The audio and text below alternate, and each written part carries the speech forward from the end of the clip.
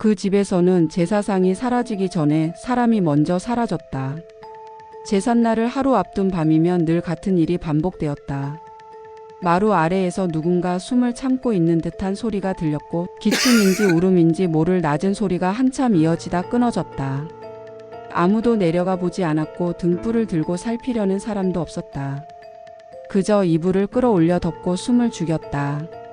그리고 다음날 아침이 되면 마치 약속이라도 한 듯 제사상 위가 비어 있었다. 분명 밤새 아무도 부엌에 들지 않았는데도 제기에 올려두었던 음식이 감쪽같이 사라져 있었다. 그와 동시에 집안 사람 하나가 이유 없이 알아누웠고 어떤 이는 하룻밤 사이에 말을 잃었다. 입을 열어도 소리가 나오지 않았고 눈만 깜빡이며 마루 끝을 바라볼 뿐이었다.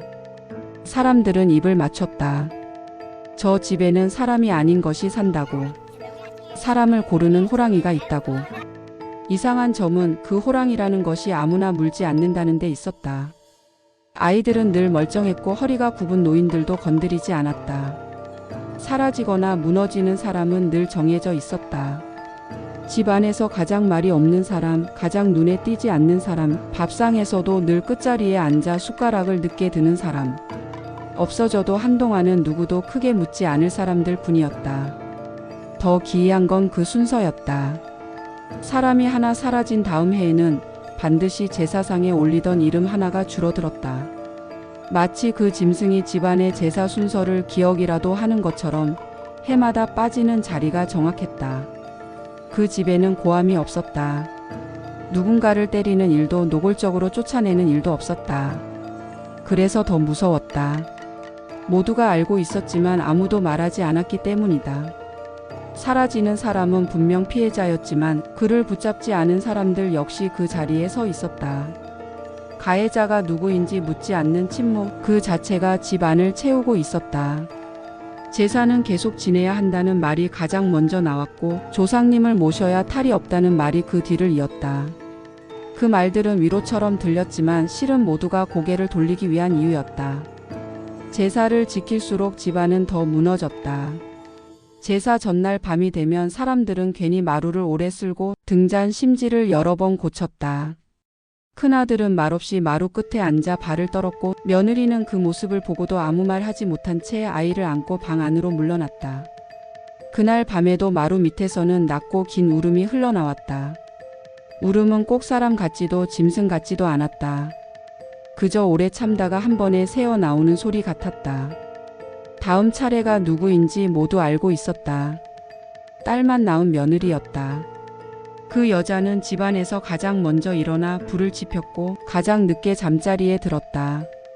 밥상에서는 늘 숟가락을 들고도 한참을 기다렸고 누가 말을 걸기 전에는 먼저 입을 열지 않았다. 집안 어른 하나가 낮게 말했다. 짐승은 피 냄새를 안다. 그 말은 설명이 아니었다. 모두가 이미 알고 있던 결론을 확인하는 말이었다. 그날 이후 사람들은 호랑이를 쫓을 방법을 찾지 않았다. 대신 바칠 사람을 준비했다. 제사 전날 밤 며느리는 아이를 안은 채 대문 앞에 섰다. 누구도 따라 나오지 않았고 누구도 문을 붙잡지 않았다. 대문이 닫히는 소리가 밤 공기 속으로 짧게 퍼졌다. 그 순간 마루 밑에서 그동안보다 더 길고 낮은 울음이 흘러나왔다. 사람들은 서로의 얼굴을 보았다. 어떤 이는 안도의 숨을 쉬었고 어떤 이는 눈을 감았다.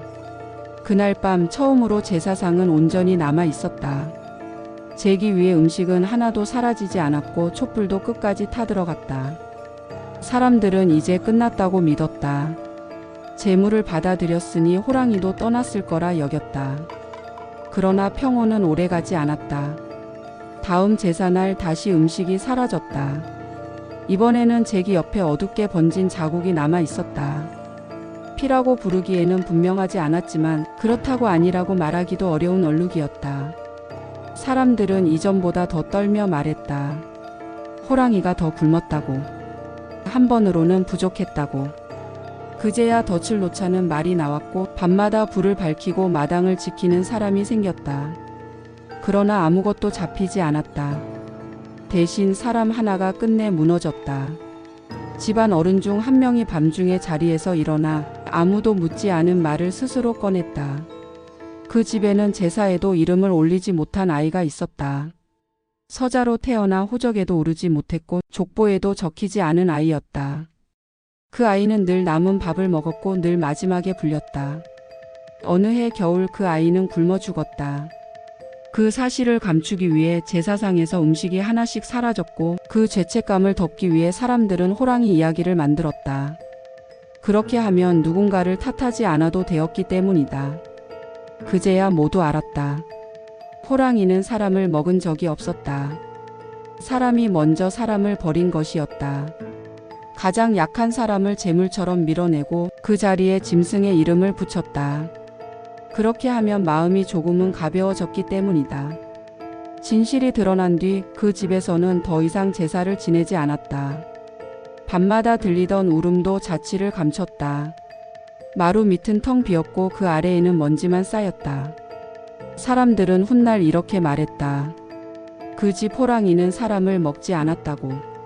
사람이 먼저 서로를 물어뜯었을 뿐이라고. 며느리는 끝내 돌아오지 않았다.